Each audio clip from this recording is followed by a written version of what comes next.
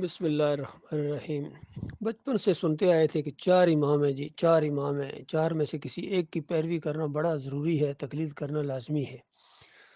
پھر دوسروں سے سنا کہ نہیں، چار نہیں بلکہ 12 امام ہیں، 12 اماموں کو نہیں مانو گے تو بس پھر تم تو جنت جا ہی نہیں سکتے ہو۔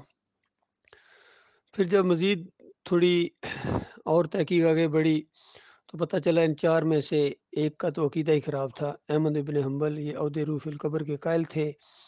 اور یہ قبر پرستی کی بنیاد بنا ہے یہ عقیدہ، لہذا ان کی تو چھٹی ہوئی، یہ اب رحمۃ اللہ علیہ نہیں رہے ہیں۔ پھر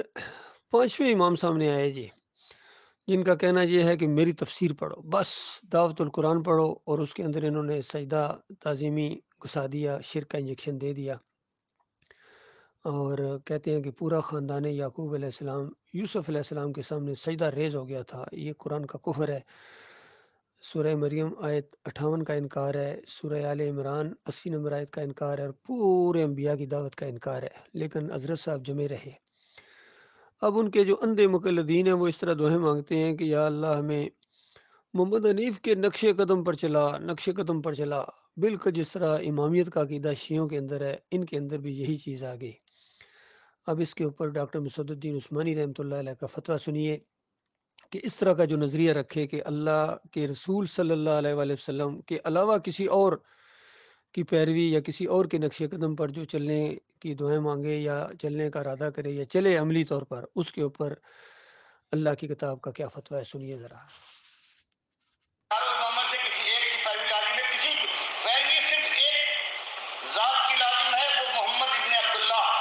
صلی اللہ علیہ وسلم ہے۔ اس کے علاوہ اگر کسی کی پیروی کوئی کہے کہ ان کی ہر بات کرنا ہے تو وہ کافر ہے، وہ دوسرے کو، وہ جن کے متعلق وہ کہتا ہے وہ ان کو اللہ کے نبی صلی اللہ علیہ وسلم کی طرح سے درجہ دیتا ہے۔ یہ ساری چیزیں قرآن، اللہ نے فرمایا ہر چیز جو ہے وہ قرآن حدیث کے اوپر جو آئے گی، جو اس کے متعلق صحیح کہتا ہے تو اس کی بات مانی جائے گی، اور جو اس کے خلاف کہہ رہا ہے وہ رد کر دی جائے گی۔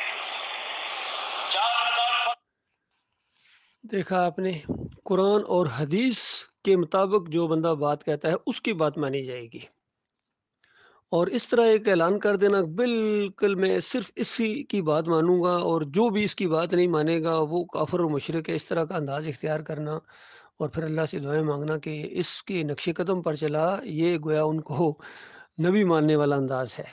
تو یہ بالکل مشرکانہ عقیدہ ہے، اور ڈاکٹر عثمانی رحمۃ اللہ علیہ کا فتویٰ ہے کہ ایسے سارے لوگ کافر ہیں جو اس طرح کسی کے بارے میں خیال رکھیں،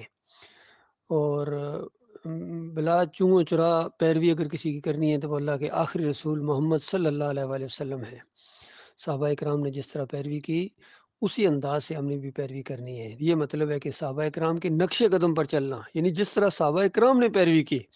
اس طرح ہم نبی صلی اللہ علیہ وآلہ وسلم کی پیروی کریں گے، یہی اللہ کا حکم ہے۔ تو یہ بہت بڑی بدبختی ہوئی ہے، یہ محمد حنیف کی بھی، وہ بھی شرک پر مر گئے، اور اپنے پیچھے جو چھوڑ گئے وہ اپنے سے زیادہ ان کو اللہ کا دشمن بنا دیا اس نے، اور اب وہ اس طرح دعائیں مانگتے ہیں کہ محمد حنیف کے نقش قدم پر چلا، گویا اس کی پیروی کر رہے ہیں۔ تو یہ بہت بڑا شرک ہے، ایک نیا شرک ان کے اندر آ گیا ہے۔ اللہ تعالیٰ اس شرک سے اپنی پناہ میں رکھے۔